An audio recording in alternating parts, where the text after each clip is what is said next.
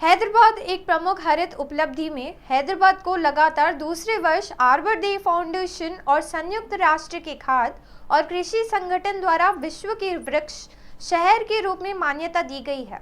खाद्य सुरक्षा अधिकारियों ने मंगलवार को जीएचएमसी मुख्यालय खाद्य नियंत्रण बालाजी राजू की देखरेख में केपीएचबी जेएनटीयू रोड स्थित चैतन्य फूड कोर्ट रेस्तरां में औचक निरीक्षण किया। रसोई के आसपास का वातावरण अस्वच्छ पाया गया। संग्रहित खाद्य पदार्थ पाए गए। संचालकों ने पाया कि अस्वच्छ पाया गया और संग्रहित खाद्य पदार्थ पाए गए। संचालकों ने पाया कि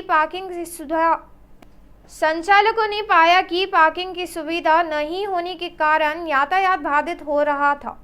बाद में रेस्तरां की सीज कर दिया गया, लाइसेंस भी रद्द कर दिया गया। नामपल्ली कोर्ट ने साल 2020 में गांजा तस्करी मामले में आरोपी को दोषी करार दिया है। आरोपी को 20 साल जेल की सजा और 1 लाख रुपयों का जुर्माना लगाया गया है।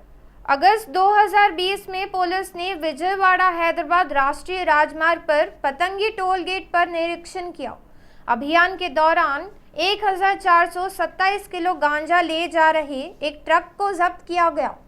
वाहन के चालक नदीम को अगले दिन राजस्व खुफिया निदेशालय ने गिरफ्तार कर लिया। नदीम को हाल ही में मामले में दोषी ठहराया गया और 20 साल जेल की सजा सुनाई गई। 1 लाख रुपयों का जुर्माना लगाया गया था। जुर्माना नहीं भरने पर उन्हें 3 साल की अतिरिक्त सजा सुनाई गई। शहर में यातायात की भीड़ को कम करने के लिए स्थापित मेट्रो को समय पर सार्वजनिक प्रशंसा मिली है। हालांकि शहरवासी रात 10 बजे तक मेट्रो की उपलब्धता को लेकर चिंतित है। रात में काम से घर पहुंचने के समय मेट्रो न होने से परेशानी हो रही शहरवासी इसी क्रम में रात 12 बजे तक मेट्रो चलाने की अपील कर रहे हैं। गर्मी और रमजान रात में शहर में सबसे व्यस्त मौसम है।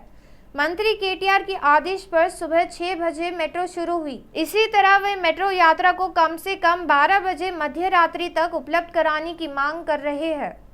मेट्रो में एसी सेवाओं के आने से यात्रियों की संख्या में इजाफा हुआ है। मियाँपुर से एलबी नगर तक कॉरिडोर 1 पर सुबह से रात तक भीड़-भाड़ रहती है। औसतन 3 लाख लोग रोजाना यात्रा करते हैं। हैदराबाद मेट्रो दिन भर यात्रा करने का अवसर प्रदान करती है। रात 10:15 के बाद मेट्रो ट्रेनों का न होना परेशानी का सबब बन गया है।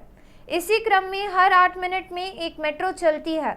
भीड़ भाड़ के अनुरूप सेवाओं को कम किया जा रहा है। इसी तरह यात्रियों को रात 10:15 बजे से मिलकर रात के 12 बजे तक कम से कम एक सेवा जारी रखनी होगी। एमडी सज्जनार आरटीसी को लोगों के करीब लाने के लिए अभिनव योजनाएं शुरू कर रहे हैं। आरटीसी जो उगादी दिवस पर 65 ऊपर के लोगों को मुफ्त यात्रा प्रदान करता है, ने हाल में एक ऑफर लॉन्च किया है। आरटीसी ने शादियों और समारोह के लिए बसों की बुकिंग पर 20% छूट की घोषणा की है। सज्जनार आरटीसी के एमडी के रूप में पदभार संभालने के बाद से योजनाएं ला रहे हैं। आरटीसी बस में 250 किलोमीटर की दूरी से शहर की यात्रा करने वाले यात्री शहर में अपने घर तक मुफ्त यात्रा कर सकेंगे। तेलंगाना में केसीआर सरकार ने एक अहम फैसला लिया है। राज्य भूमि पंजीकरण के लिए हरित कोष जुटाने के लिए तैयार है। अधिकारी 50 रुपए पंजीकरण के लिए दर से तेलंगाना ग्रीन फंड जमा करेंगे। अधिकारियों ने इस राशि को पंजीकरण के दौरान टिकटों के रूप में एकत्र करने का नियंत्रण लिया है। राज्य सरकार के मुख्य सचिव सोमेश कुमार ने कहा कि आदेश इस साल 1 मार्च से लागू होंगे। इस आशय की घोषणा मंगलवार को की गई। मुख्य सचिव ने स्टाम्प पंजीकरण विभाग के महानिरीक्षक को निर्देश दिया कि पंजीकरण के समय हरित निधि राशि जमा करने के लिए कदम उठाए। सीरम इंस्टीट्यूट की सीईओ अदार पूनावाला ने केंद्र सरकार कोविड बूस्ट डोज टीकाकरण की अवधि में घटाकर 6 महीने करने का आग्रह किया। उम्मीद की जा सकती है कि जल्द से जल्द लोगों की टीका लगाया जाएगा। वर्तमान में देश में केवल 9 महीने की आयु पूरी करने वालों को ही निजी केंद्रों में पूर्व सावधानी टीकाकरण की पेशकश की जा रही है।